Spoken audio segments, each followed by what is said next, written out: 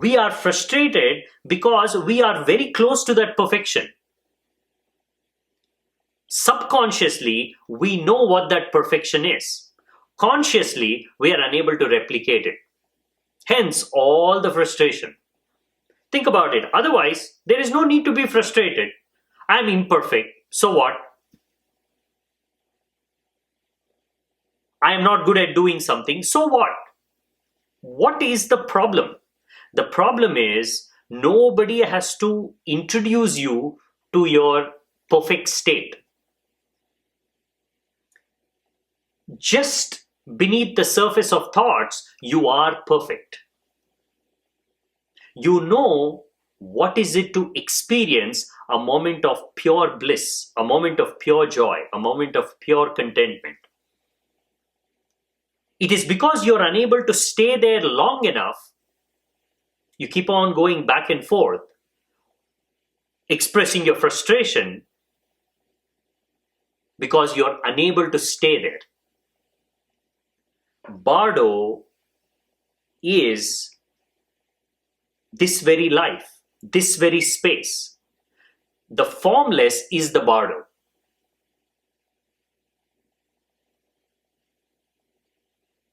Form does not contain aliveness inside it. The formless aliveness accommodates form.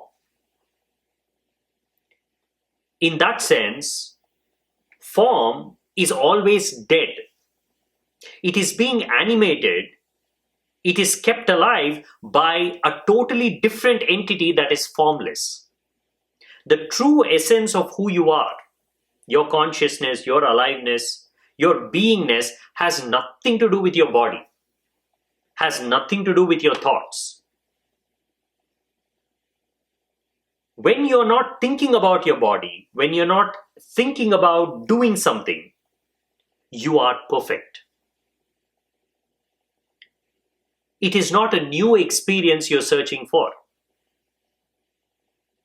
The experience that you're wanting to have is the exact same experience that you've had innumerable times.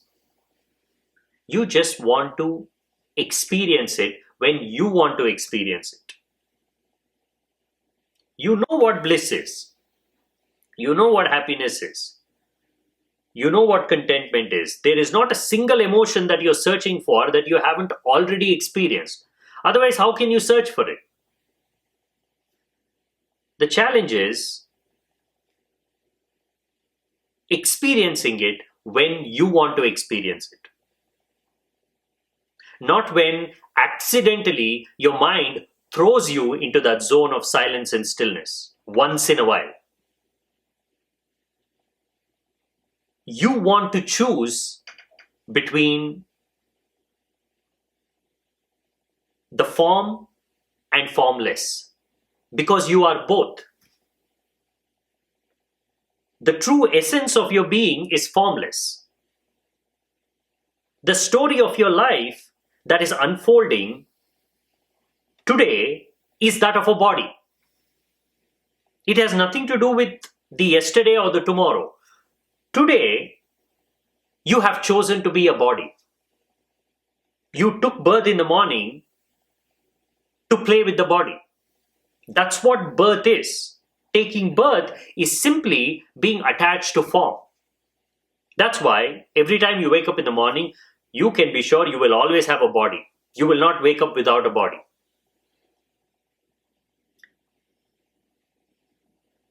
In human language, waking up in the morning is simply being fully attached to the body.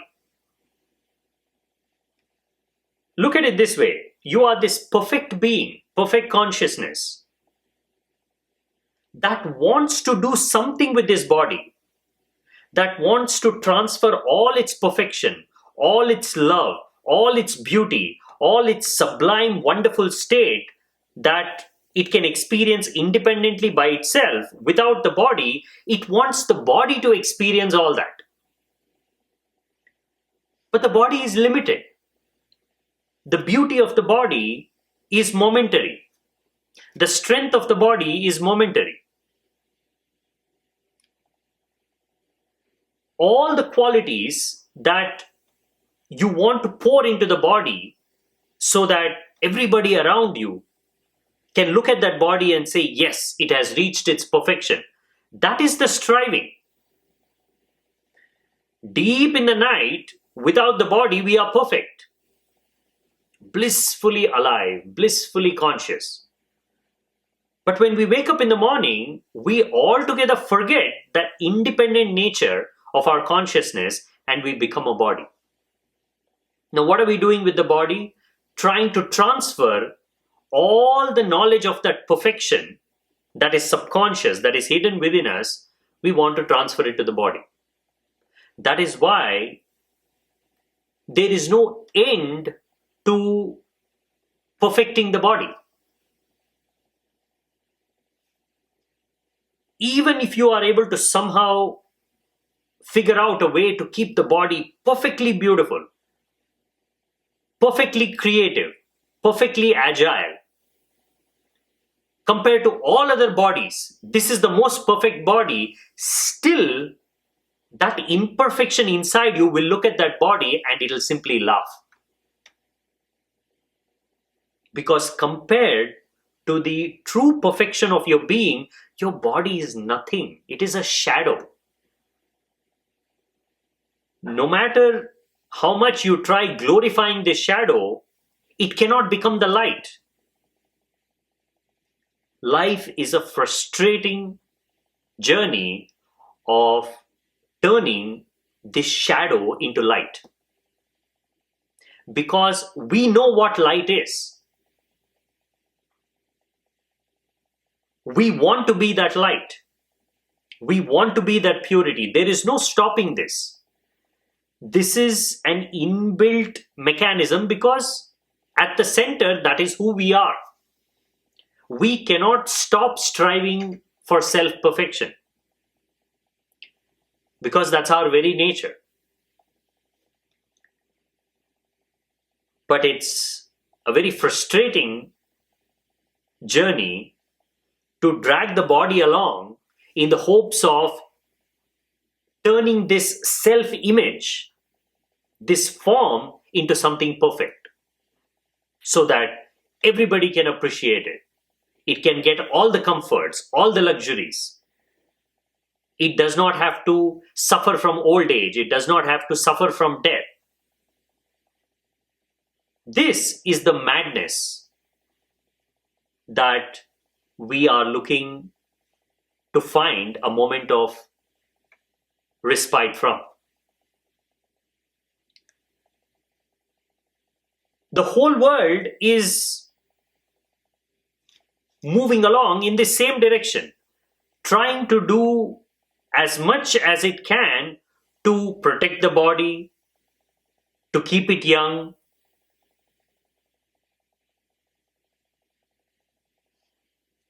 But it's not hard to see that the world has not succeeded. It will not succeed because it has fundamentally misunderstood the relationship between life and body. Body is a phenomenon that is available for you to use to connect with the formless part of you. We have bodies because it provides a perfect, stable, reliable platform from where we can jump into ourselves. That is the most useful part of the body. Body is useful because it is not like the mind. It is not whimsical. It is not changing and shifting every moment. It is the most stable part of our being that is there to simply remind us that here is a bridge. See if you can walk this bridge from the outside to the inside. Body says, use me to move from the outside to the inside. Don't keep on glorifying this bridge. Don't keep on strengthening it. Don't be obsessed with it. Keep it in a way, keep it in a condition that it is useful for you to go back and forth. Of course, you need to take care of it. If the bridge is broken, you cannot pass through. So you have to repair it. That's about it. Body asks for maintenance. That's about it. But if we forget that there is someone else, there is something else that is using the body to go back and forth, the formless part of us that is wanting to understand itself is using the body to understand itself. The moment we forget that, then body becomes an end unto itself. All the frustrations of the body become our frustrations. All the joys of the body become our joys. All the pains of the body become our pain. An unenlightened state is to be simply the body, to be fully attached to form. Your body that you fully identify with as you, your life. You don't see anything above and beyond your body. Throughout the day, you're only obsessed with the body. See that it is an impermanent part of your being. There is something more to you than the body. There is something more to you than the mind. You are the very space that is allowing a phenomenon like the body to happen. You are the sky that is watching the clouds move. Every day, it's the same cloud, slightly different. Every day, it's the same body, slightly different. But who is this sky? Who is this watcher? Where is this permanence in watching coming from? The way you watch is always the same. It never changes. It never dims. It never dulls. It never moves. It never shakes. Look at the sharpness with which you can see things. Even when you're sick, even when you're suffering in pain, the world doesn't shake. It doesn't wobble.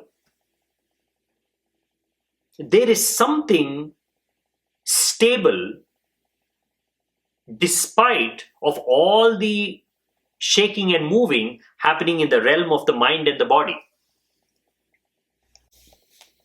Even when you're running, there's something stable. There's something that is possessing the ability to watch this running.